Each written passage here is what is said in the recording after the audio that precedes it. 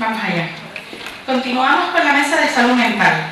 Siempre digo que la salud mental es importante para todo el mundo, pero cuando convivimos con las enfermedades raras se convierte en algo fundamental, y no solo para los afectados, sino también para sus familiares.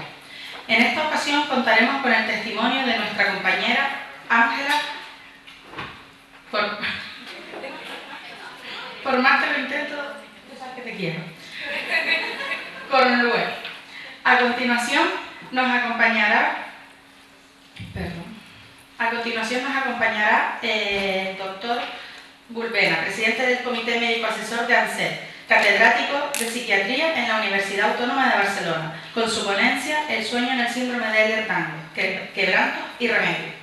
Y la señora Salud Grisaldo, psicóloga sanitaria, con máster en intervención psicológica en enfermedades raras y experta en intervención en crisis y duelo, con su ponencia Acompañamiento psicológico en el síndrome de Ehlers-Danlos a pacientes y familiares. Un aplauso, por favor.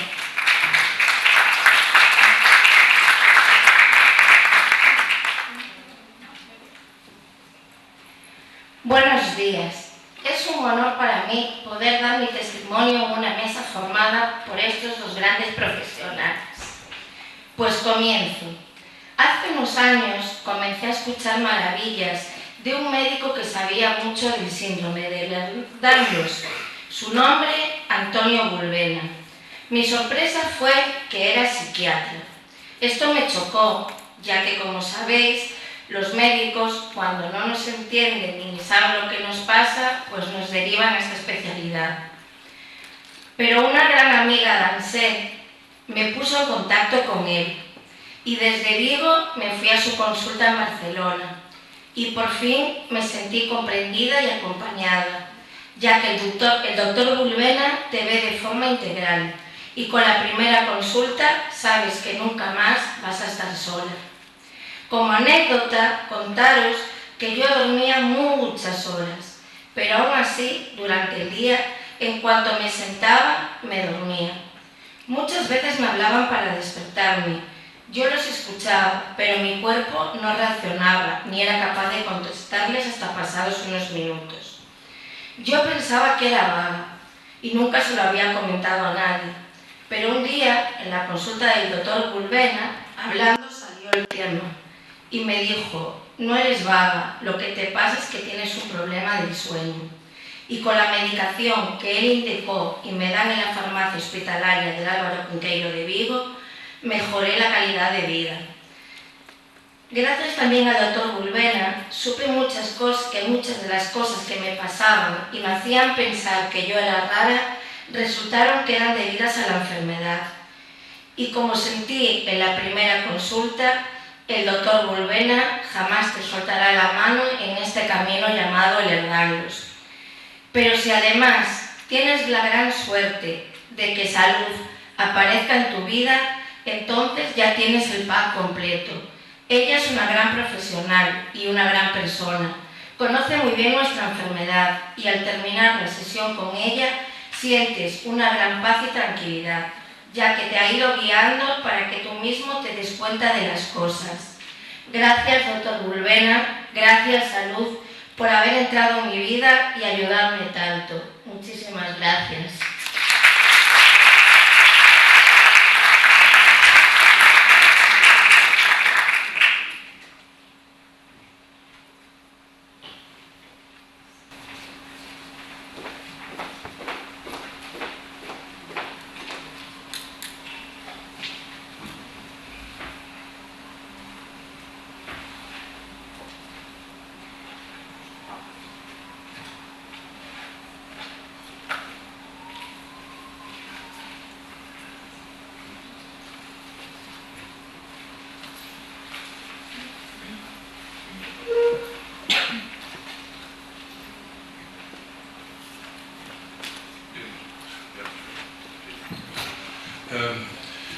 Después de esta presentación yo no sabía si irme o no, pero en fin, ya me queda un poquito, digamos, impresionado. No la crean, es ella que es la que lo hace bien. Nosotros empujamos un poco, pero lo hace de todas maneras estimado. Bien, primero quería agradecer la amabilidad de estar hoy aquí con todos vosotros Y en realidad hay también una parte de agradecimiento, digamos, a la acogida que nos da no solamente Elche, sino las damas de Elche, que son magníficas, una en particular, que es la que nos ha reunido y convocado con mucho esfuerzo, pero quería especialmente agradecer la eficacia, la amabilidad y la gracia con la cual nos hace intervenir, nos hace pensar y nos hace compartir. Por lo tanto, muchas gracias a Inma Guerrero y a la presidenta, que han sido las que me han cogido una por cada oreja y me han traído aquí, pero con arroz, con costra, todo se arregla. Según aprendí ayer que esta es la cuestión. Bien, estimados, hecha esta introducción, tengo muchos agradecimientos que decir, pero permítame que explicar un poco qué es lo que voy a explicar. A ver si tenemos aquí los datos.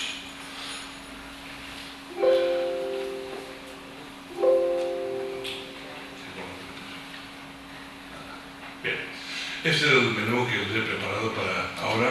Trataré de ceñirme a no sé si se ve bien, está un poco oscuro, o sea que si está, quizás no sé si vale la pena apagar un poco más de luz, pero te lo he avisado porque claro, como pongo muchas películas no se ven, pero sabe mal.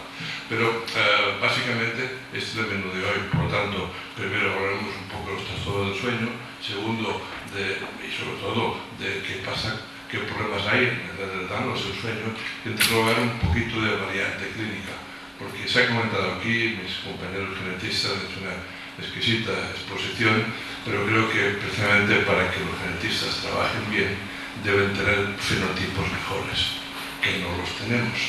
No todo está en las articulaciones, como queremos.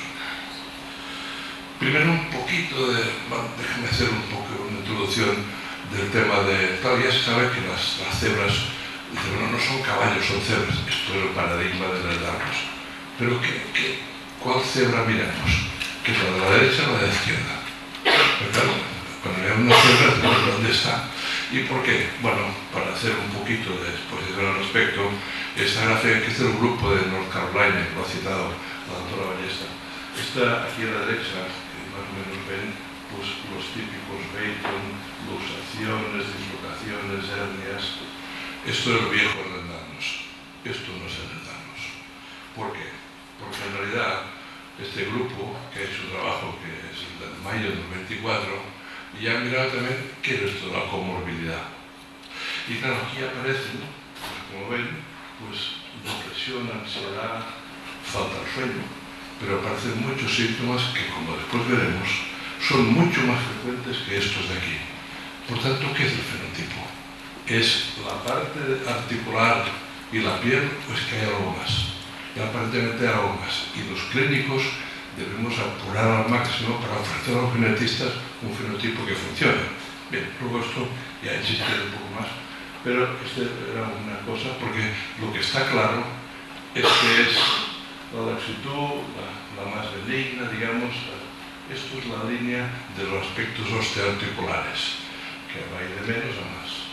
Pero la comorbilidad, por tanto la ansiedad, los problemas gastrointestinales, la mastocitosis, todas otras cosas, no tienen que ver con la gravedad. O sea, no es cierto que a más problemas articulares haya más comorbilidad.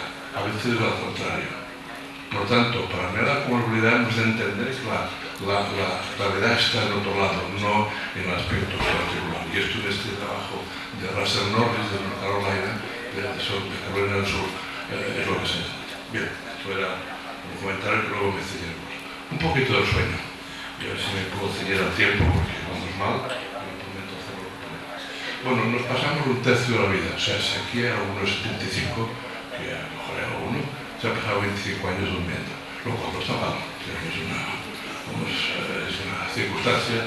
Bueno, y el sueño, en fin, no es para hablar mucho aquí, pero hay aspectos un poquito más, digamos, eróticos festivos, pero también hay aspectos de miedo, según cómo sueñas se pasan cosas. O sea, es un escenario muy intenso de muchas cosas que a veces pasamos por alto. Unos cuantos principios básicos del sueño. Primero, el ritmo circadiano. No somos como los gallos o las gallinas que seguimos el sol exactamente, porque nosotros nos debemos también a ritmos circadianos, y aquí ven, por ejemplo, pues que lo que más nos orienta es la luz. Por cierto, hoy es luna llena. Pero en fin, decía que esto sería la luz es la que nos orienta y por lo tanto nos da una referencia. También la vida social, la vida activa y la alimentación. Estos son nuestros referentes de orientación respecto a los ritmos. Pero aparte del ritmo de estar despierto o no, hay muchos otros ritmos. Esto fue el premio Nobel del año 2017. O sea que es un aspecto muy importante que sepamos que el aspecto de los ritmos a veces los descuidamos, pero es clave para entender el sueño. Bien, otro principio. Nuestros días no son de 24 horas, porque no somos como los pollos, o los gallos, perdón, que estamos en el gallo que no canta, pues nuestros días son, como ven, de algo más que 24 horas. Por eso los que se meten en cuevas, los espeleólogos que no ven la luz, se pierden. Y cada día, como nos pasa los fines de semana, dormimos un poco más y nos despertamos más tarde. Porque nuestro día no es de 24 horas. Por lo cual, hemos de saber que cada día hemos de recuperar unos cuantos minutos. Y eso es clave porque si nos dejamos ir, pues acabamos, digamos, descolocados, que son los problemas del sueño. Otro principio, el tema del soñar. Bueno, este está poco estudiado y quizás es un tema que podríamos investigar entre nosotros. Pero el tema de soñar, claro, es una parte importante, pero verán pocos artículos del tema. Por ejemplo, las pesadillas hay que son aquí unos que trabajan si son amenazantes, si son físicas, y a veces pregunto, y claro, es una cosa que tampoco se pregunta mucho, pero hay algunos sueños, otra escala. Esta, por ejemplo, es una escala que vamos, digo para dar ideas de investigación, pues que aquí preguntan pues, el significado del sueño, preguntan si es un sueño positivo, si son premonitorios, si concuerdan con tu realidad o si tienen alguna si te orientan, como los sueños de José, el copero y el panadero. O sea que en definitiva esto no se ha estudiado en el Lerdanos y quizá merecería la pena porque el tema del sueño realmente es muy intenso en el Lerdanos. Hay otras escalas que vamos a mostrar aquí para que tengamos presentes, pero tema por tanto a investigar. Bien, los ciclos del sueño supongo que son muy conocidos, todo el mundo lo sabe. Los importantes saber que hay una etapa de soñar que es la fase REM, MOR en español, movimiento ocular rápido, pero básicamente las etapas de más descanso lento son la 4 y la 5, y ahora estas maquinitas que tenemos a mano, que tenemos, pues nos dicen sueño lento, y claro, lo que hay que vigilar en definitiva es algo que es sentido común, aparte de la maquinita. Si uno tiene una vigilia de 0 minutos, estaba bien, pero este tiene una vigilia de 1 hora y media, que decir que durante la noche hasta 1 hora y media sin dormir, cosa que la persona ya sabe, pasa que la maquinita te lo recuerda. Pero en fin, más o menos esto sabemos, pero sobre todo que sepan un detalle importante, es que conforme avanza la noche, aumenta la fase REM. O sea, si un día te pasas de dormir 6-7 horas, la última es todo película. Incluso puedes ir al mingitorio, volver y puedes seguir. Pero no es recomendable, porque hay una hora de sueño impecable. Si uno duerme más de lo que le toca, y esto hay que averiguarlo cada uno, entonces en lugar de descansar te cansas. Por tanto hay que saber la dosis del sueño. Bien. Trastorno del sueño, para daros una panorámica, es relativamente sencillo, no voy a dar mucho la vara, pero básicamente ¿qué hay? Pues menos sueño, o sea, los insomnios, mucho sueño, como comentaba Ángela, y luego pues los otros son los sueños raros, los terrores, etc. Y luego el sueño descolocado, que son los ritmos. Estos a grandes rasgos son los problemas del sueño que tratamos en la clínica. El más importante, el más común es el insomnio, que reúne muchas cosas. Después que aquí es el SAOS, perdón, el SAOS que quiere decir...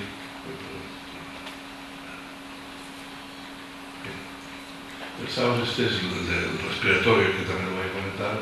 Las piernas inquietas, por cierto, bastante frecuentes en el Lerdanos y muy poco diagnosticado. Solo tengo una paciente que, por cierto, ella es una que trabaja en nuestro gremio. El problema de ella es las piernas inquietas y se da según qué medicamento para dormir, aún empeora. Claro, ¿qué es esto? Pues que pican las piernas, se han de levantar, pero no se queda, como la vida así. No, es un síndrome ya conocido, hay muchas cosas que no sabemos, pero ese sí. Bueno, entonces... Y luego la narcolepsia, bueno, el insomnio ya lo conocemos todos, es un tema muy global, muy frecuente, que no es solamente la conciliación, sino que te despiertas antes de hora, y luego pues que por la mañana pues estás poco descansado. Este sería un poco lo que es el insomnio, que es el no eficiente. Pero la inversa, que es la hipersomnia, es cuando efectivamente uno duerme demasiado. Y esto es un tema que hasta hace unos cuantos años no se hablaba mucho, pero hoy en día es muy frecuente y curiosamente, sí, como el insomnio tiene muchísimas causas, la hipersomnia tiene relativamente pocas. Por lo tanto, una hipersomnia se debe investigar porque a veces es debido a problemas de respiración, como veremos, y a veces son idiopáticas.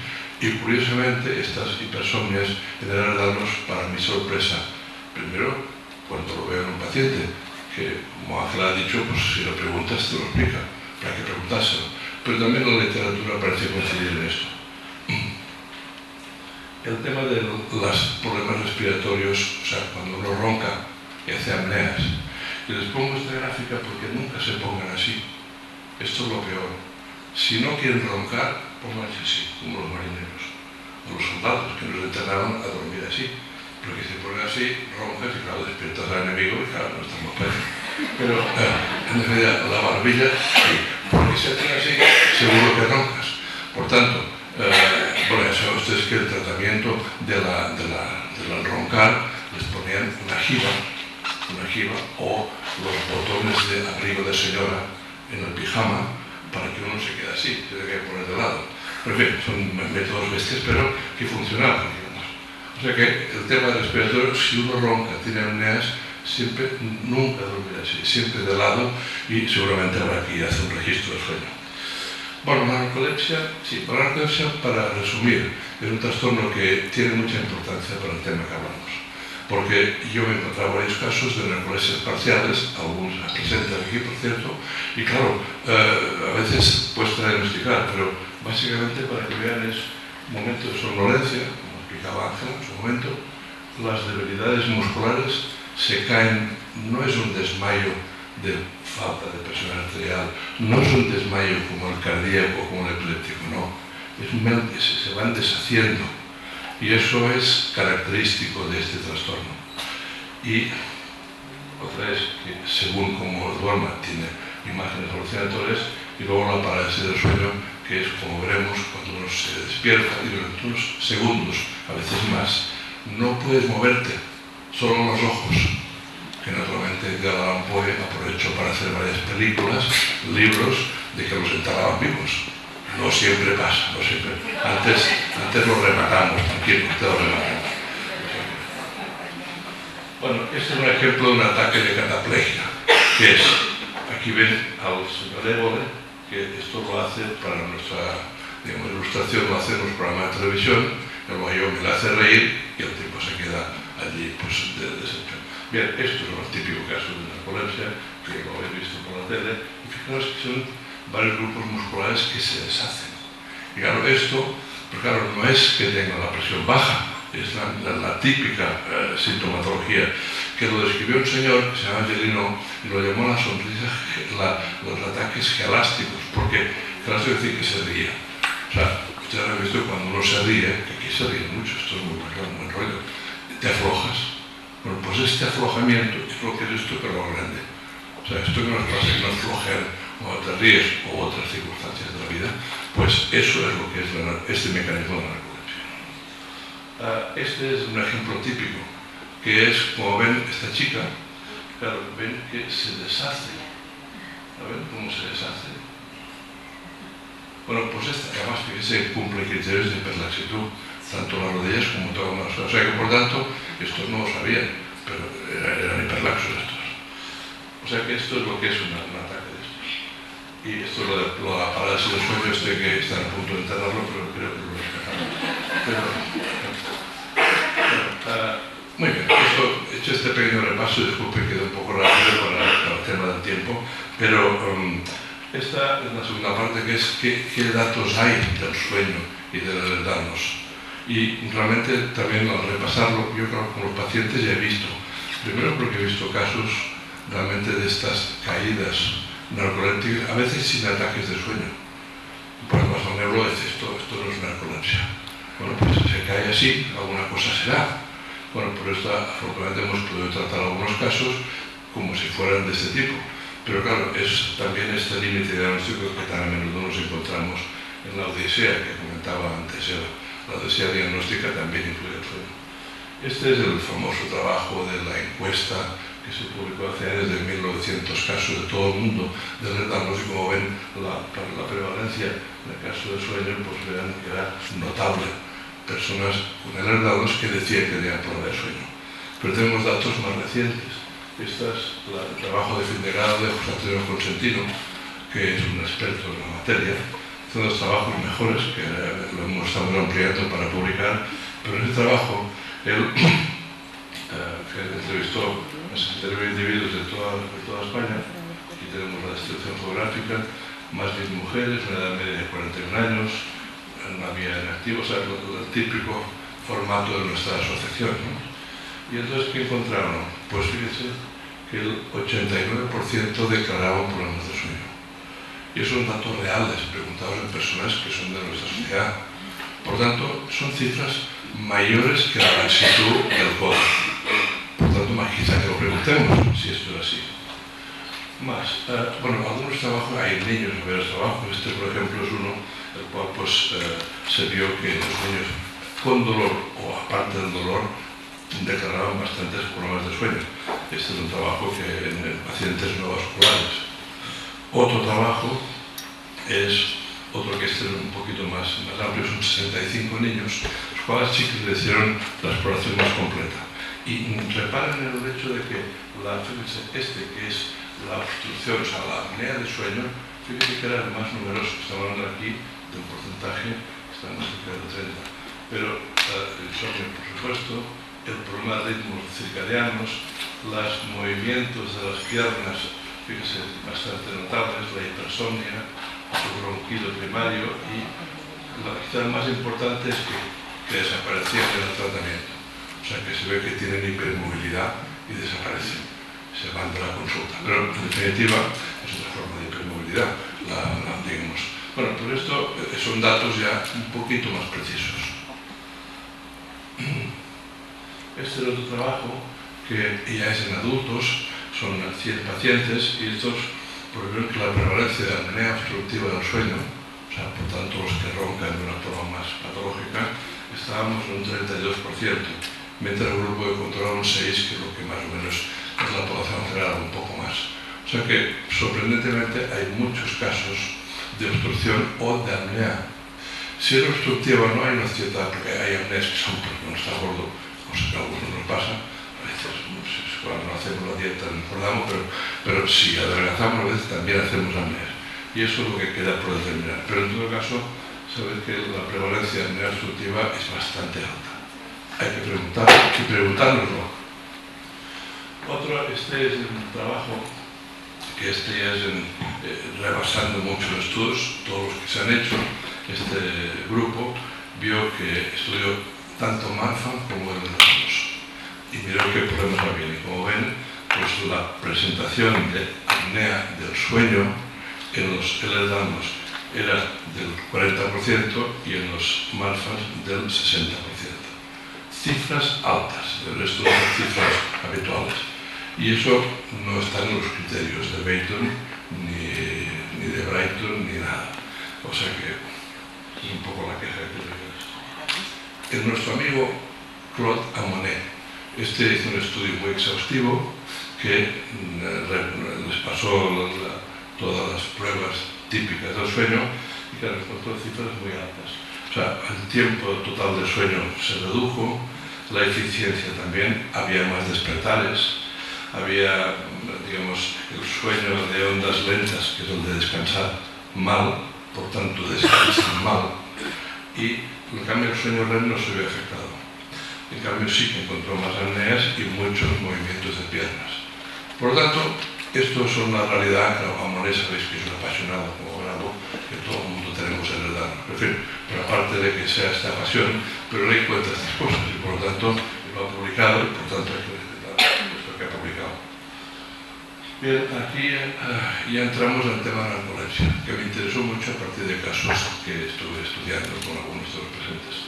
Y aquí este es un trabajo de Lindsay Milliken, que entonces era estudiante de segundo de medicina, ahora ya es psiquiatra infantil. y encontraron un par de pacientes realmente de lerdarlos con narcolepsia, como la de la película. Y esto fue lo publicaron en el 19. Otro trabajo, son padre e hijo de una empresa de genética, por cierto, al parecer muy exitosos, que tenían 1.535 pacientes en el moco de pavo. Y entonces encontraron 41 con narcolepsia, 12 también con cataplexia, o sea, con cataplexia. Y eso quiere decir que la prevalencia en el Lerdarros es de 1 cada 37, cuando la población general de narcolepsia es de 1 cada 1.200. O sea que también en este caso, datos contrastados nos dicen que cuidado con la narcolepsia. Y la narcolepsia no es siempre todo el cuadro completo. A veces es el motor simplemente, como algunos de los que he tratado aquí. Y eso también hay que poderlo averiguar semiológicamente.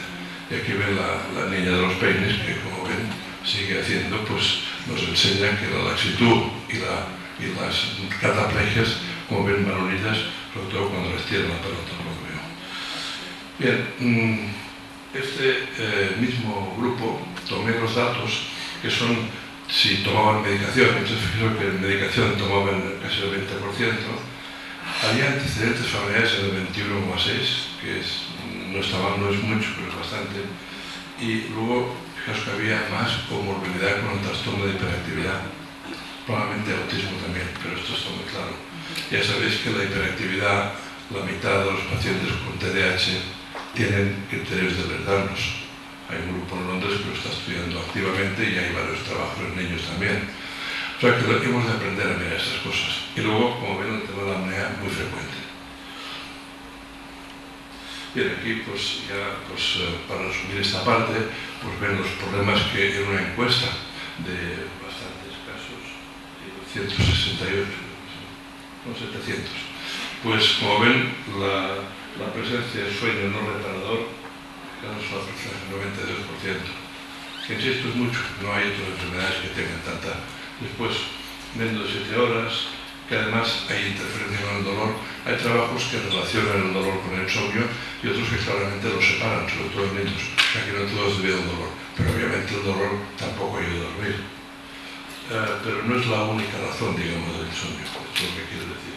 Y aquí, pues, los mecanismos de tratamiento, pues es interesante que veamos que sobre todo el más importante es mantener bien los horarios. O sea, el tema de la cronobiología es importante, pues si uno lo respeta va mejor. Segundo, el tema de la medicación, que hay un 42% más, luego 35% que toman, pues las pasifloras y las valerianas que pillan. O sea que estos son lo que la gente que tiene este trastorno hace. Y luego, como vemos aquí, pues también hay algunos otros aspectos físicos que ya sabéis, alguno de vosotros lo hacéis, que el tipo de cómo uno duerme, cómo uno se pone, pues claro, hay que evitar posturas que son muy difíciles para personas que tienen dolor y problemas de articulaciones. Bien, un poquito de tratamiento, con eso ya voy adelantando y ya acabaré pronto, pero tengo 7 minutos, o sea, para aguantar 7 minutos todavía. Pero melatonina, esto toman muchos. Pero fíjense en el detalle, y es curioso porque esto hay que leerlo. Melatonina 1,8 y este melatonina 1,98. 1,98, o sea, bueno, sí que afina, creo, media gota. Bueno, pues es que en España 2 miligramos ya es un medicamento y por lo tanto lo que hacen es vender para que cuele. Pero sepan ustedes que la melatonina por menos de 5 miligramos casi no funciona. O sea, Internet o Andorra. Porque esto, o tomarse 2 de estas, porque es que la razón que sean de 1,98, esto es de diapositiva. O sea, 1,98, imagínense. O sea, se te cae un poquito y ya estás espantado. O sea que, en definitiva, le digo porque la melatonina se la toma, que es eficaz.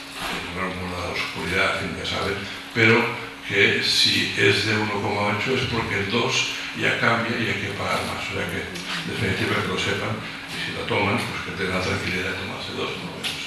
Bueno, por tanto, el tema de fármacos, esto, aunque se dice mucho, ya tomar una benzodiazepina es... Incluso hay un día mundial de la digamos, consciente de las benzodiazepinas, porque son las malas de la película. Son medicamentos que, quiero tranquilizar, son bastante benignos en general si se manejan bien. El tema de la adicción no se cree que es muy grave, pero claro, hay tanta manera que son peligrosísimas, pero es que todos estén tranquilos que tampoco pasa nada si alguien te ayuda. Yo nunca he tenido un paciente adicto a las benzodiazepinas.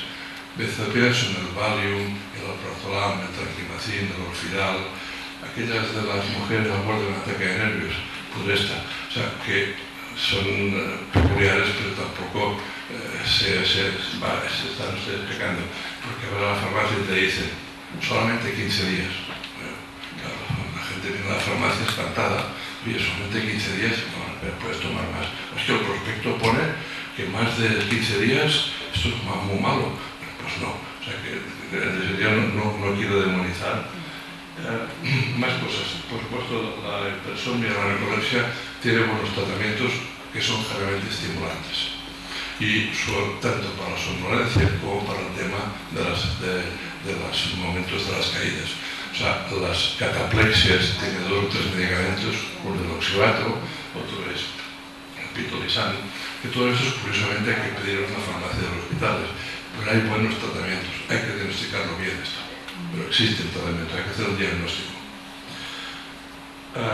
Bien, luego, por supuesto, cuando es un problema respiratorio hay que hacer otro tratamiento con máscaras, pero esto no es alto.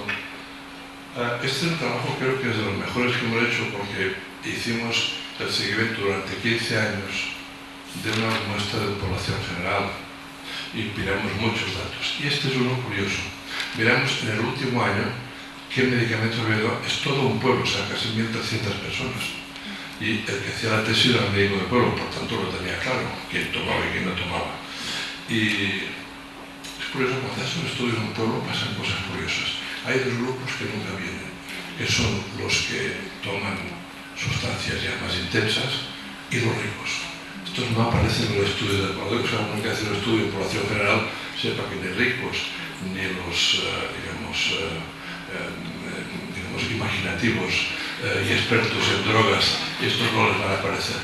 Cuenten que la muestra está un poquito secada. Bueno, pero mira, aparte de esto, vimos aquí lo que había un 15% tomaban antidepresivos, un 4% antidepresivos y ningún fármaco 80%. Pero claro, cuando miras los laxos, esto fíjate que en este caso los laxos tomaban un 34% tomaban ansiolíticos y con antidepresivos casi 7%. O sea que no tomen ningún medicamento, como ven, 60%, cuando en población general del 86%. O sea, los que tienen hiperlaxitud, que esto lo mirábamos como una variable más, toman más ansiolíticos antidepresivos y tontos no son, como veremos después. Por tanto, si toman es porque a lo mejor les va bien para algo. Por tanto, respetemos que a lo mejor esto no es que sean drogadictos y se aferen amorrados a la orfidal, no. Es que también hay que ver si la gente lo toma porque a lo mejor le va bien. Y eso lo encontramos, los datos que tenemos son bastante... tenemos otra cosa reciente.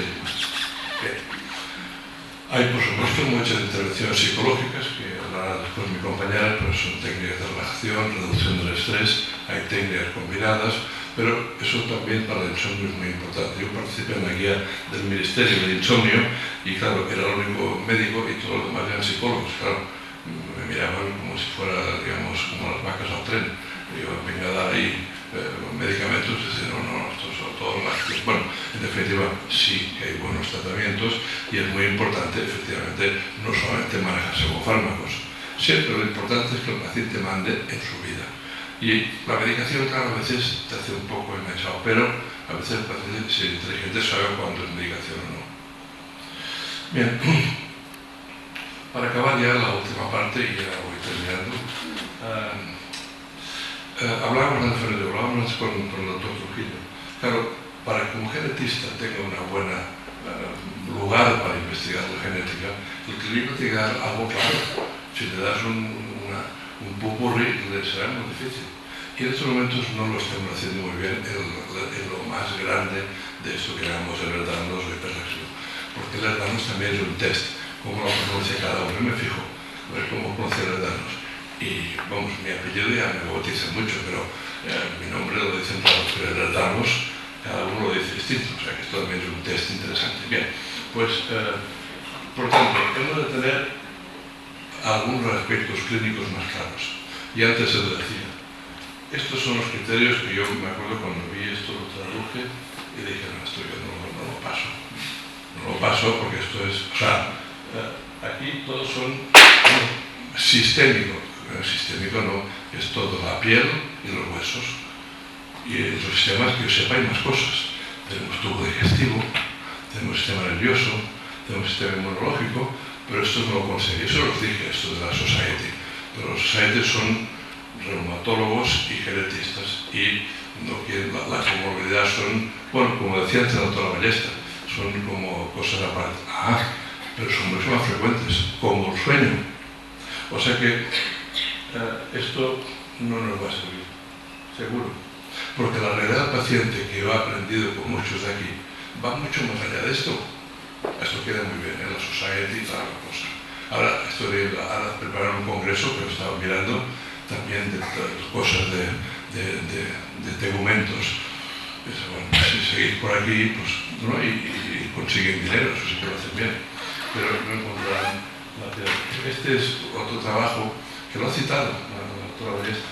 Fíjense, aquí ya citan que hay comorbilidad. Dice, hombre, interesante, citan la comorbilidad. Pero entonces llega al capítulo 10 y meten en un mismo paquete el sueño, la fatiga, el dolor y el impacto psicológico. Madre de otra vez estamos con lo mismo. El problema psicológico no es solamente reactivo. O sea, que todas las enfermedades sabemos cómo reaccionamos a la enfermedad, lo sabemos. Pero el problema de las manos no es solo reactivo, que también es que tiene, al parecer, alguna propia patología. Y eso, claro, pues si todo es el impacto, pues esto es el gran problema cuando vas a reuniones internacionales. Bueno, claro, es que tienen dolor, tienen problemas psicológicos. No, señores. Esta es la gráfica que les ponía antes. Fíjense que aquí los datos, pues estos son, no les pedí que lo lean, pero esto de arriba sería el grupo de típico de tegumentos y piel y todo esto, y esto es una comorbilidad. Y no se lo enseñó todo, pero muchas comorbilidades son más frecuentes que estas. Por tanto, o lo entendemos bien esto, o no nos vamos a aclarar. No es que yo esté contra la Society, pero la Society no está sirviendo adecuadamente estos temas, a mi modo de ver. ¿Por qué? Bueno, porque, y esto es la última parte, ¿qué es lo que yo he encontrado y esto ha permitido que hiciera un fenotipo? Hay tres características que conductualmente es lo que he aprendido con ustedes. Una, que son más sensibles, y esto lo he estudiado y he publicado mucho. Notan más, he estudiado la tramontana, he estudiado la lluvia, he estudiado variables, si uno, la misofonía, el horror según qué ruidos, el olfato, 2 tesis doctorales, o sea, ustedes notan más, y eso es lo que pasa, y el notar más no solamente el entorno, también lo social. El ser humano que tiene la parte social más desarrollada, y por tanto un rechazo, una mirada que no te la devuelven, ya no digo un WhatsApp que no te devuelven, pero este tipo de cosas, a los que tienen esta sensibilidad, sufren más. Por tanto, claro, en el día a día, no es solamente que no tengan tiempo, es que no tienen espacio interpersonal más. Y eso es lo que forma parte de la vida de muchos de estos pacientes. Y claro, ¿quién no pregunta esto? Cuidado, esto es para psiquiatra, no, esto está ahí. Y entonces, claro, segundo, más guerreros. Sí, los hermanos, sobre todo los que tienen ansiedad, son excelentes guerreros. En momentos de combate son insuperables, un cerebro perfectamente preparado para la guerra. En momentos de crisis yo siempre digo, quiero tener uno al lado, pero sobre todo estas reuniones, porque si me atacan sé que los que me van a defender y me quedaré pasmado. O sea que, en definitiva, es sorprendente, si a veces tienen mucho miedo. Yo recuerdo a una paciente que tenía miedo de volar y ahora es campeona de España de dar vueltas en no sé qué aviones. O sea que, cuando se ponen, ahora, están en 2 lugares a veces. Y luego, terceros, sufridores. O sea, antes del combate están fatal. Y después están agotados. Pero durante el combate, insuperables. Eso es lo que he ido observando y aprendiendo. Y aún hay otra característica, que aún es más importante, que es que hay mucha capacidad tanto de superar cosas. Por ejemplo, hemos visto aquí a doña Ana, que, claro, yo como lo soy yo, cuando veo a la hipomana, Claro, lo que hace es tomar apuntes, porque claro, es una capacidad de afrontar cosas que no es la habitual. Y yo también se lo quiero agradecer, porque a mí he aprendido mucho y muchas personas están aquí también. Por acá han empezado nuestro congreso, por lo que quería hacer este homenaje, pero la persona de conocimiento. Y aparte de superar cosas, es que además llegan, o sea, no solamente superar, sino que llegan a más sitios. En el mundo de los superdotados hay muchos hiperlaxos. Estoy empezando a estudiar esto. Por tanto, algo tienen que son ventajas que hay más ventajas. Ahora leo un libro con las ventajas de las ventajas, para que vean, porque se lo debo.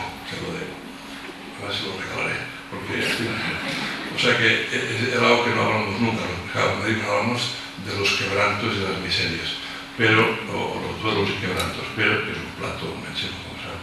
Pero esta parte, digamos, es algo que es también importante rescatarlo. No hay solamente inconvenientes, porque esto hay que verlo y hay que vivirlo.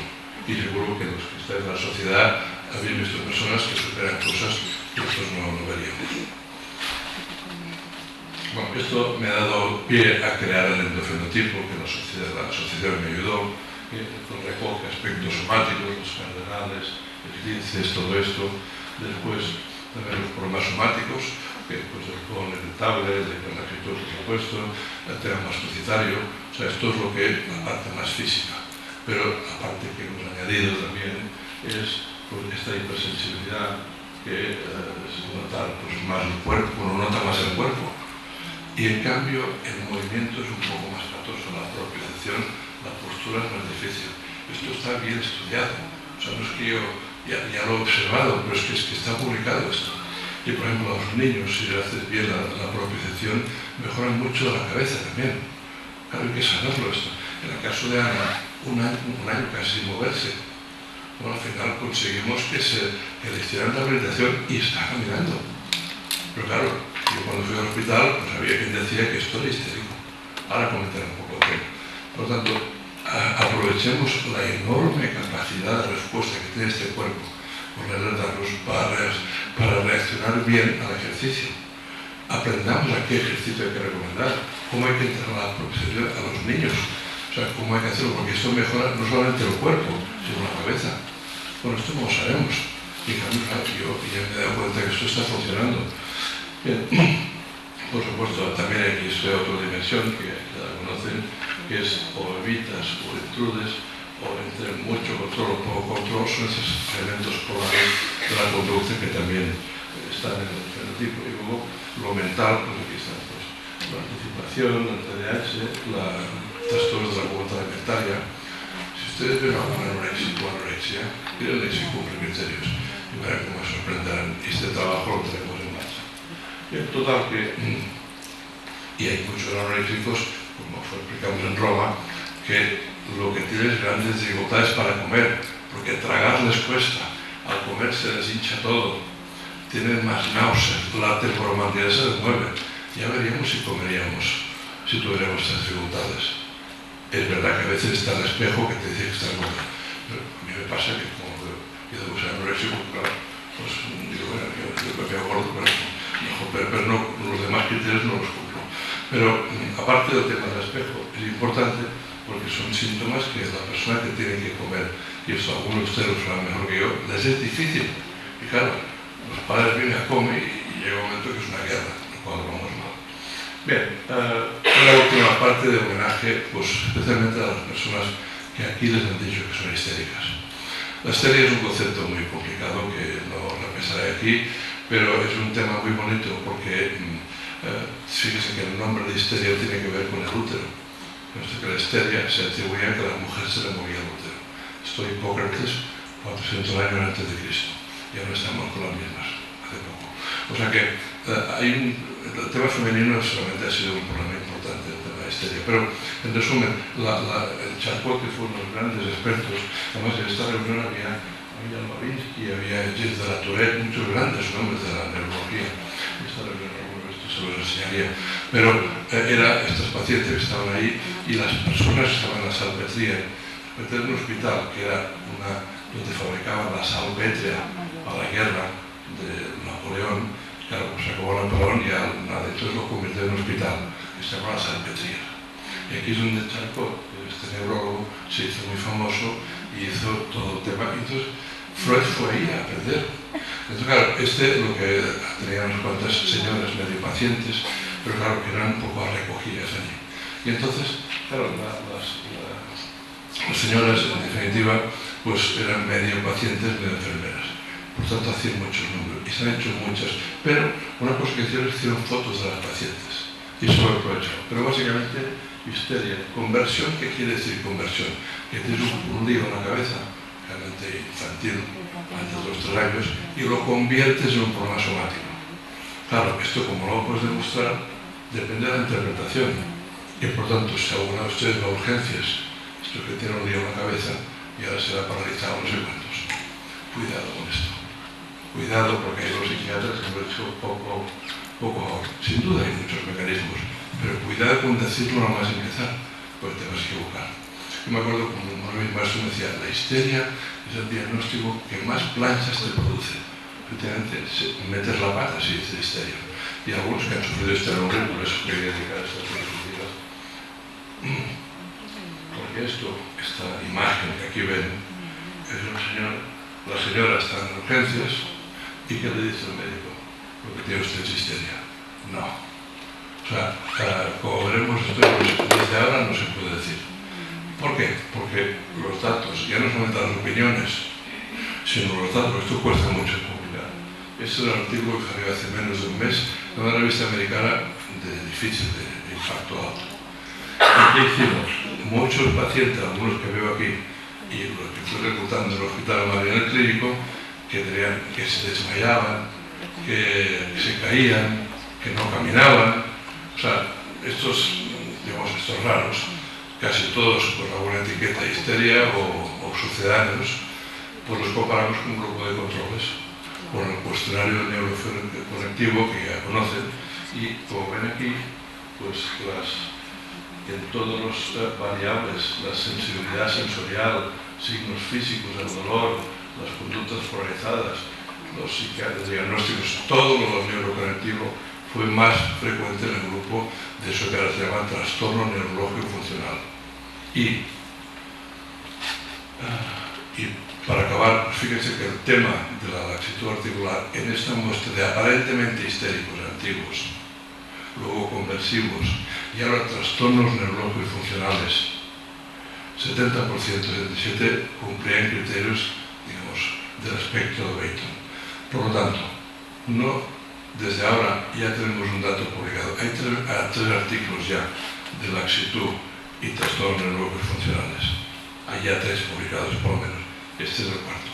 Pero que sepan que hay datos que pueden ustedes decir que en la literatura que uno que está catalogado de histeria o de conversión, a lo mejor tienen que darnos. Que lo sepan. A menos este artículo y otros que hay en marcha. Y aquí les enseño las fotos de Charcot, que yo me entretuve en mirarlas todas, y entonces, como ven aquí, los de Charcot cumplían bastantes casos criterios de Bernard-Pivot. Claro que los franceses en aquel momento estaban más interesados en el tema muscular, y aún no se había descrito. Pero ya estas pacientes tenían laxitud, las famosas de Charcot. Por tanto, os ruego que cuando haya este mensaje de la histeria, que tengan datos para poder contrastar esta información. Y ya, pues, por esto espero que les haya servido un poquito la parte de... Sí, aquí está. O sea, que tengan un poquito de formación. Les he llenado un poquito la cabeza de rock. Me ha pasado un poco de tiempo, cuando las cosas a los organizadores pasa poco, pues la pasión me domina. Y entonces, aquí era también un viaje a la audiencia. Y luego, pues ya, simplemente señalar que estoy muy agradecido por lo que me han invitado, también porque es el primer debut como presidente del Consejo Asesor, que quería agradecer especialmente, que me cumplo por pasión, pero finalmente, pues ya sea una pregunta, encantado, pero comprendo que por el tiempo, si no puede ser, yo pues me pueden preguntar y hablar con ustedes. O sea que...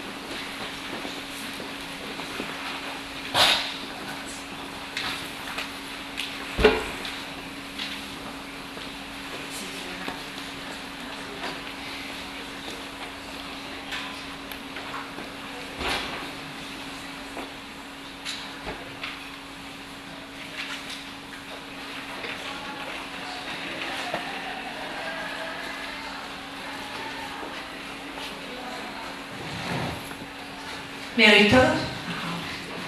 Bueno, pues buenas tardes ya. Primero, antes que nada, de decir a ANSET que muchísimas gracias por invitarme.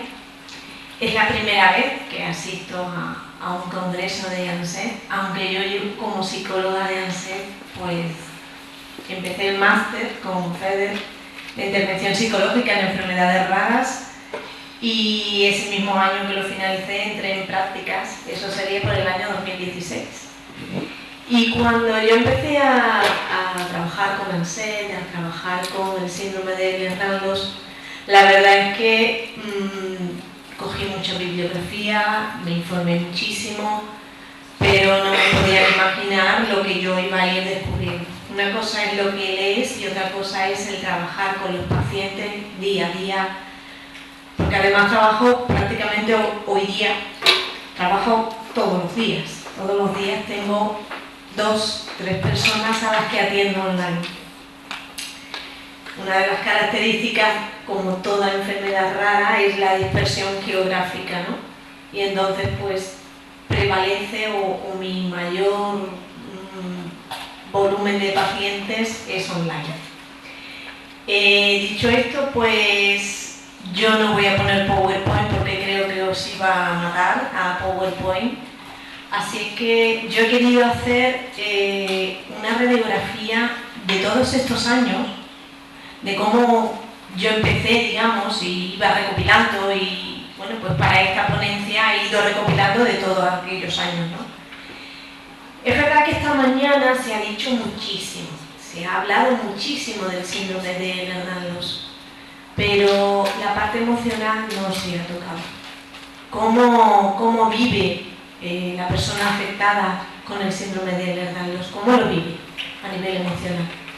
Entonces, antes de yo pasar a esa radiografía, que quiero ser lo más breve posible, conforme yo fui tomando conciencia y contacto con los pacientes, pues fui descubriendo muchísimas cosas, ¿no? Dificultades de concentración, dificultades de memoria, esa niebla mental, dificultades de atención, el insomnio, como ha hablado ahora el doctor Volvena, los déficits cognitivos, dificultades escolares en los menores, la ansiedad crónica, esa ansiedad crónica que se manifestaba a través de agorafobias, de pensamientos obsesivos compulsivos, de fobias, de crisis de pánico, había problemas de autoestima, problemas para focalizarse en una tarea, había problemas para recordar ciertas palabras y que iba asociado mucho, iba descubriendo yo que el dolor crónico afecta a la memoria y muchísimo. Y la fatiga crónica ya ni os cuento. Problemas para recordar un suceso reciente y sobre todo el sentimiento de soledad, de incomprensión y la tendencia a minimizar la sintomatología psicopatológica y sobre todo había un sentimiento que prevalecía muchas veces que era, no sé si estoy exagerando, no sé si es que yo me lo estoy imaginando, pero lo cierto es que nadie me entiende, me siento sola o me siento solo. Entonces yo empecé, digamos, a recopilar todo aquello, ¿no? Me voy a ocultar un poquito detrás de la pantalla porque si no, no veo. Entonces descubrí, como os digo, el dolor crónico, cómo afectaba el dolor crónico, cómo reaccionaba la familia y las amistades. No creo que me dé tiempo, porque tengo otra parte de la familia, cómo lo vive la familia, no creo que me dé tiempo. Como decía, el trabajo, mis momentos de ocio, mis emociones, el sistema de salud. Terrible, cómo lo vive en el sistema de salud. Mi relación con los profesionales que estamos relacionados, ¿no? Y los medicamentos. De cada uno de estos yo voy a abrir, cada uno de estos luego se abren muchas más líneas, ¿no? Por ejemplo, en el sistema de salud, si lo miramos, me afecta, muchos dicen que me afecta la actitud de los profesionales, tanto los médicos, los sanitarios como los valoradores de incapacidad. Había personas que decían que le afectaba porque no ven el síndrome, solo tratan lo que ven y no creen que ven. no ven, solo tratan lo que ven o creen que ven. Había otras personas que decían, me afecta por la lentitud de respuesta. Había personas, sin embargo, que veían algo positivo en el diagnóstico y era la alegría, o en el trato con el sistema sanitario, y era la alegría, lo menos, de encontrarme con un profesional implicado, que me acompaña, me entiende y me escucha. Cuando yo tocaba el tema de los médicos sanitarios y los valoradores, cómo se sienten, qué emociones, fijaros todo lo que hay. Estrés, ansiedad, miedo, impotencia, sensación de humillación, no sentirme comprendida. Veréis que está la mayoría de las veces está en femenino porque son la mayoría, aunque también hay varones. No sentirme comprendida o comprendido, me siento culpable. Siento que estoy exagerando. Siento a veces que soy un impostor y soy un mentiroso. Porque es lo que me hacen creer. Enfrentarme a la ignorancia y a la reticencia de conocer mi enfermedad. Me siento abandonado, la sensación de abandono. Me dan ganas, cuando dicen me dan ganas, y esa frustración, me dan ganas de suicidarme. Sensación de ser un espectáculo, una patata caliente, un ser molesto, porque no saben qué hacer. La mayoría de los profesionales, a excepción de los que están aquí, pero la mayoría de los profesionales no quieren saber del Ehlers-Danlos. No saben del Ehlers-Danlos y les molesta que venga alguien con algo raro. Enfrentarme a los estereotipos de los profesionales respecto a la enfermedad. Todo entra en el saco, me han encasillado, no me han tomado en serio porque tengo diagnóstico psiquiátrico. Etiqueta de hiperdemandante, etiqueta de vago, etiqueta de quejica, etiqueta de hipocondriaco. Me cabreo y me dan ganas de venganza y de foga. En este caso, esta persona hacía una estrategia que era que, bueno, desfogaba de alguna manera esa frustración, ese cabreo y esa ganas de venganza. Tristeza e indefensión. Actitud, le cabreaba a esta persona, perdón por las expresiones si molesto con cómo me expreso, ¿no? O le enfadaba, que tuvieran con ellos una actitud paternalista y que todo es en el tienes que salir, tienes que buscar redes de apoyo, tienes que alegrarte, tienes que tomarte la vida de otra manera. Y nadie le entiende, nadie los entiende. En cuanto al género, esa actitud paternalista, la enfermedad es una enfermedad inventada por las mujeres, incomprensión, cuesta expresar más, para el hombre le cuesta expresar más las emociones, la gestión emocional la hacen en privado, a solas, sin hablarlo con nadie, mientras que las mujeres son más expresivas, la ceguera emocional, porque no se les ha enseñado a gestionar las emociones. Estas son cosas que yo he ido descubriendo. No quiero generalizar, ni muchísimo menos, sobre todo en el ámbito de los varones, porque hay varones que son muy expresivos. Pero en líneas generales sí observo que hay esa ceguera emocional. Les dolían también los comentarios de los demás. El solo te centras en tu enfermedad. Me he convertido en el experto de mi propia patología. Siento cansancio mental y agotamiento y me siento solo por la propia rareza. Otra de las cosas, como decía, que le afectaban cuando no ven el síndrome o solo tratan lo que ven o lo que creen, la negación. Para ellos es muy doloroso que el entorno niegue su sintomatología, que la propia familia les niegue la sintomatología y que sea la propia familia la que les diga es que eres muy delicada, o eres muy vaga, o eres muy flojita, es que siempre te estás quejando, siempre estás con el mismo tema. Minimizar la sintomatología, ¿vale? No quiero tampoco extenderme mucho, pero en cuanto, por ejemplo, al dolor crónico, fijaros también las emociones que expresan, ¿no? Su estado físico. Observo deterioro progresivo en mí, y un deterioro progresivo que la mayoría de las veces le llevan, porque ven cuál es ese deterioro y le llevan a la ideación suicida. Yo he hablado con más de un paciente y que ven que su deterioro progresivo no saben cómo van a estar cuando tengan 40 o 50 años y tampoco quieren ser, creo que no sé si lo pongo en este o en el otro, pero no quieren ser una carga. Cansancio y fatiga crónica. Me obligo a hacer actividades, a salir, a distraer mi mente, que me aporte un desarrollo a mi persona. Perdonadme. Ahí está. Cuando me dan los picos de dolor, intentan no ver a nadie. Intentan poner mejor cara o tratan de mostrarse fuerte y bien. ¿Qué sucede con esto? El sentimiento de culpa. Porque aquí hay algo, cuando no intentan no ver a nadie, o cuando intentan no ver a nadie, los hijos.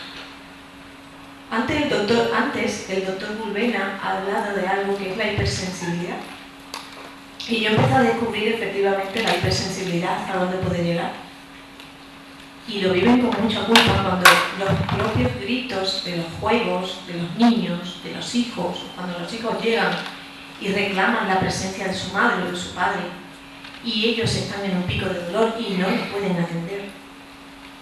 Porque además prefieren no verlos antes que reaccionar con un grito, con una mala respuesta, porque están altamente hipersensibles.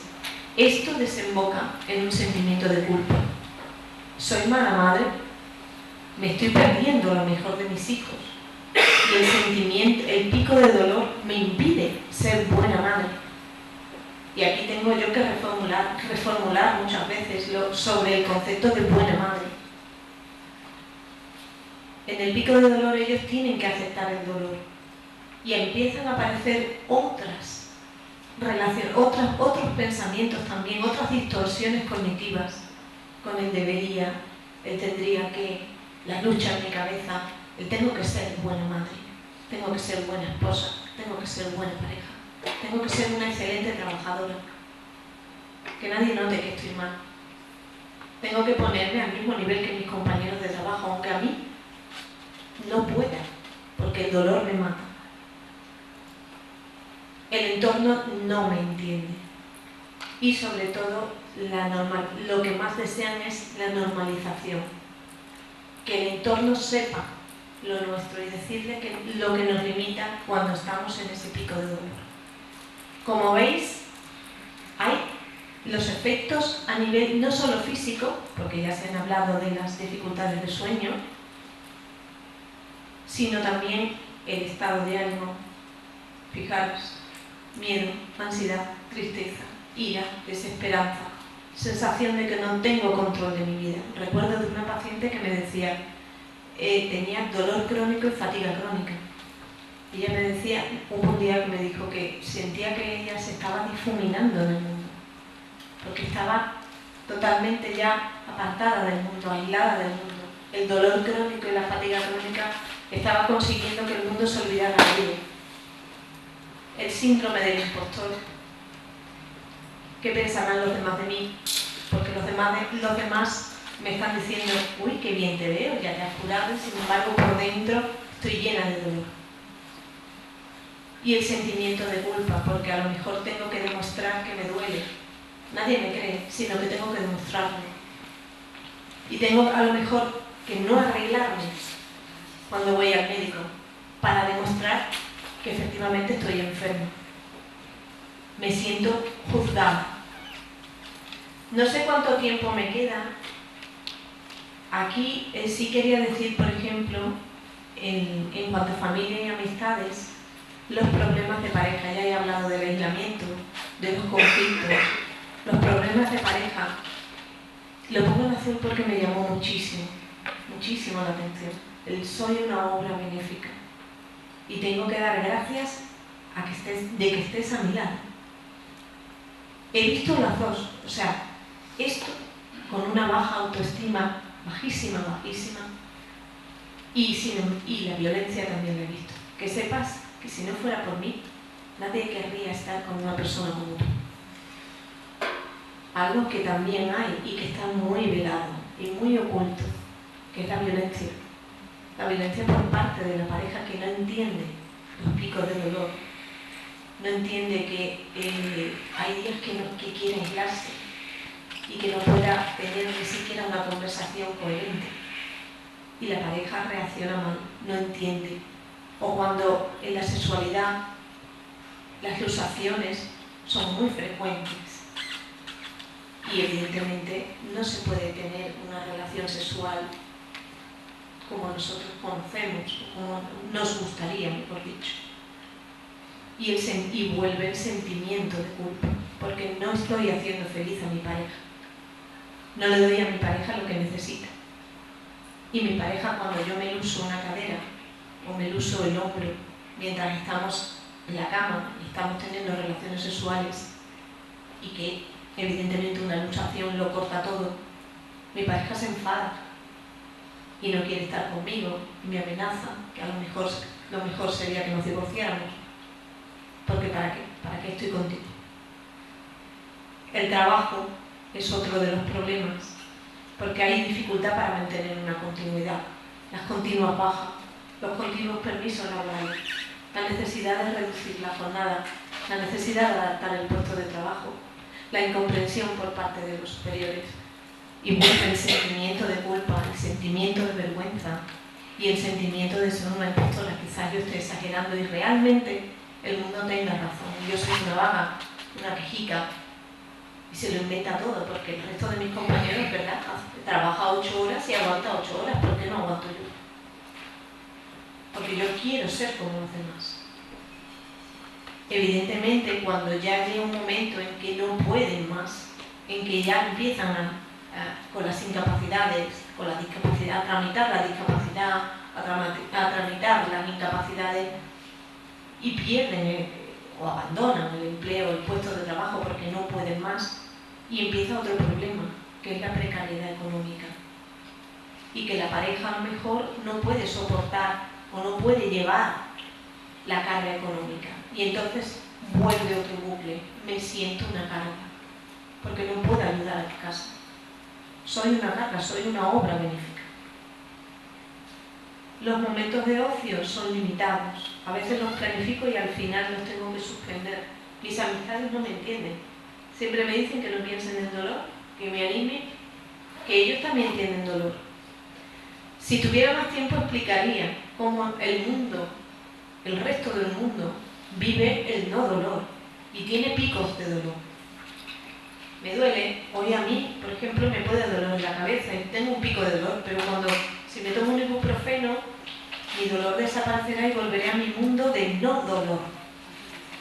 En el Ehlers Danlos no, viven un dolor crónico y tienen picos de dolor, pero cuando termina el pico de dolor, vuelven al mundo del dolor crónico. Y eso no lo entiende nadie.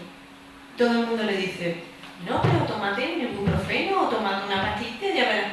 No, no sirve, porque a lo mejor ni siquiera el ibuprofeno le hace efecto. A veces ni siquiera los opioides hacen efecto, o hacen un efecto inesperado. Y por supuesto, las emociones, su autoestima, su duelo de por quién fui, quién era yo. Yo era deportista, yo era una mujer súper hiperactiva en el sentido, no en el sentido patológico que podemos entender, sino una mujer que se movía mucho, una mujer que tenía vida, una mujer que ligaba, una mujer que salía y tenía amigas o amigos y salía de noche y podía pasar 4 o 5 horas pasándolo bien. Y hoy día estoy en una cama y no puedo salir. Tengo miedo al futuro, y miedo a las expectativas que me dan en los años. En definitiva, yo quería presentarles un poco. Estas son las sesiones que yo tengo con ellos y que las he tenido desde el 2016. Nadie escucha nunca la parte psicológica. Todo el mundo ve la parte médica, y que reconozco que hay que ver la parte médica. Pero detrás de todos esos trastornos médicos hay un ser humano que siente vergüenza, porque hay algo que aquí no estoy yo hablando, y es la pérdida de la autonomía. Muchas veces llega y una prueba y otra prueba, y los médicos investigando, pero no ven a la persona que hay detrás, y que cada prueba, cada investigación, cada cosa que se hace, que es un rayito de esperanza para ellos, pero luego no tienen nada. Y lo que cada vez se van acercando más es a la desesperanza, porque no tienen respuestas. Tienen algo de respuestas, pero no tienen respuestas a muchas cosas que viven, ¿no? A su miedo, a su indefensión. Cuando yo trabajo, y ya con esto finalizo, yo les intento, a veces yo soy sincera en esto, intento aportarles estrategias no para que vean el mundo más positivo, sino para que el Hernán-Los no se convierta en el centro de su vida. Entonces, primero, sobre todo, informarme. El prepararme es informarme sobre el Hernán-Los, pero por otro lado también cuando voy al médico, para yo no salir tan cabreada porque me han ninguneado, porque me ha dicho que soy otra vez otro médico más, el enésimo médico más, ya me ha dicho que soy una hipocondríaca, que con esto puedo ir al circo, que de él Hernán-Los no se muere, que te pasas la vida pensando siempre en lo que tienes y puedes tener una vida muy larga. Entonces, eso les frustra muchísimo. Y a veces la propia respuesta del médico le deja sin preguntas, los bloquea. Entonces, preparar las preguntas, tratar de relajarse. Una cosa curiosa que yo he descubierto es la dificultad, no sé por qué, pero la dificultad que muchas veces tienen para relajarse. Cuando yo trabajo o intento hacer técnicas de relajación, entiendo que es el control, la necesidad de control, ¿no? Es lo poco que les queda ya, el control de su propia vida. Pensar en mi salud, en el autocuidado, el ratificarme, intentar hacer algo que me compense, que me desconecte, preguntar a los demás si me creen, buscar información, mantener una actitud abierta, de aprender. Todo esto son aportaciones de ellos, ¿eh? No se lo digo yo, o sea, es verdad que ellos, a través de esas sesiones bien grupales o bien individuales, ellos van descubriendo qué pueden hacer para que el Hernán-Los no controle su vida, sino que ellos sean los que controlan a el Hernán-Los. Y ellos mismos, perdona, pero ellos mismos descubren, vale, esto no era, ya lo borraré, ¿vale? Ellos mismos descubren que se puede hacer cosas, que aunque el Hernán-Los va a estar siempre presente, pero descubren que el Hernán-Los no tiene por qué girar, no ser el centro de su vida, sino que ellos pueden tomar las riendas de su vida. Quizás el Hernán-Los cambia, varía, y la que era yo hace 3 años no tiene nada que ver con la que soy hoy. Y hace 3 años yo llevaba una muleta y podía caminar, tenía cierta autonomía, y hoy ya no tengo esa muleta. Tengo que caminar, ni siquiera camino, voy en una silla de ruedas. Y mi independencia se ha mermado. Pero aún así soy yo la que quiero tener el control de mi vida y tomar las decisiones de mi vida, y no que el Hernán-Los decida por mí. Había preparado, y ya con esto os dejo, había preparado la otra exposición, no sé cuánto me queda, decidme por... Me he pasado, ¿verdad? Me he pasado en mucho, pues entonces se acabó. Por mi parte, espero que os haya hecho ver algo diferente y desde el ámbito de la psicología del Hernán-Los.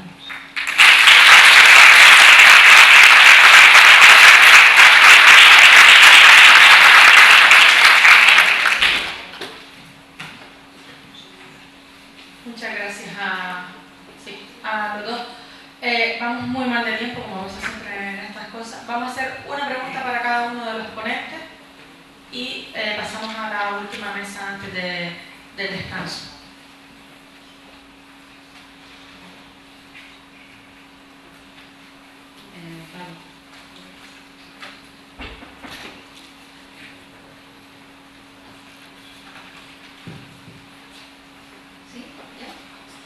escuchas?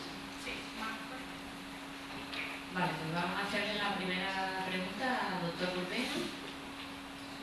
En un paciente pediátrico con sospecha de síndrome de Lerner, ¿se le debería valorar su endofenotipo neuroconectivo? Sí, primero permítame excusarme porque el tiempo que me tocaba y me ha alargado, o sea, me pasa muy pocas veces, pero debe ser un ambiente ilicitano que se me ha llevado, digamos, el alma. Pero ya está, disculpa. Pues sí, yo creo que yo que ya llevo un tiempo usando esto, que todo el fenotipo yo lo encontré, porque de hecho el cuestionario está hecho por pacientes, yo simplemente transcrito.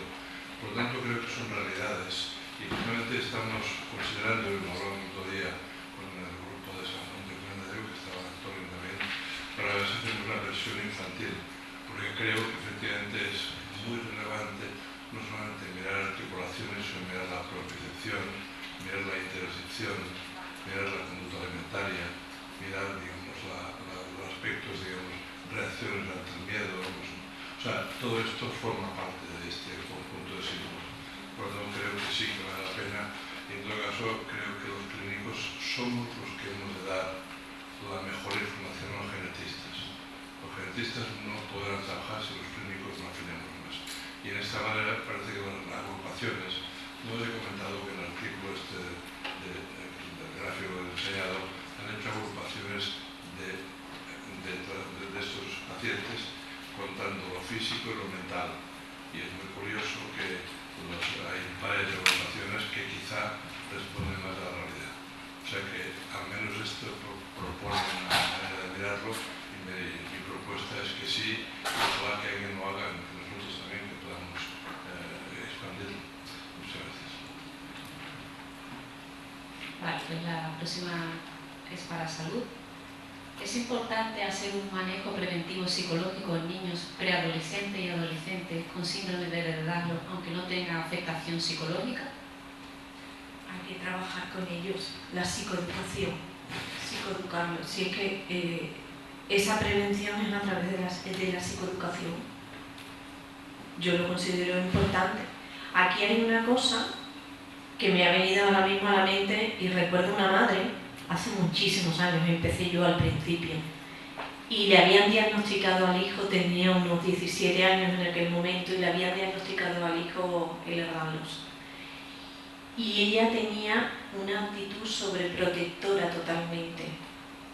Lo sobreprotegía, no quería que supiera para nada el diagnóstico. ¿Qué hacía él por otro lado? Buscaba. Y buscaba, pues, internet sin filtros, con lo cual imaginaron lo que es. Entonces sí, yo creo que a los adolescentes, no sé si estoy respondiendo a lo que me está preguntando, pero hombre, adaptando siempre el lenguaje, adaptando a la edad que tiene. No le vamos a decir a un niño lo mismo que a un adulto y de la misma manera, pero hay que hacerlo. No sobreproteger y mantenerlos ignorantes, porque luego pasa, al final lo descubren, algo pasa conmigo, porque mis padres hablan y cuchichean y me llevan al médico y nadie me dice nada, pero algo pasa y pillo palabras y esas palabras las voy a poner en internet, a ver qué pasa. ¿No es mejor educarlos?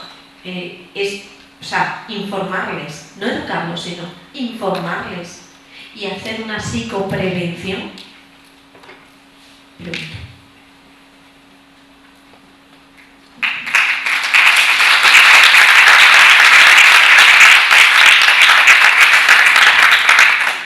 Muchísimas gracias a los dos. Vamos a pasar a la tercera y última mesa antes del descanso. Les pido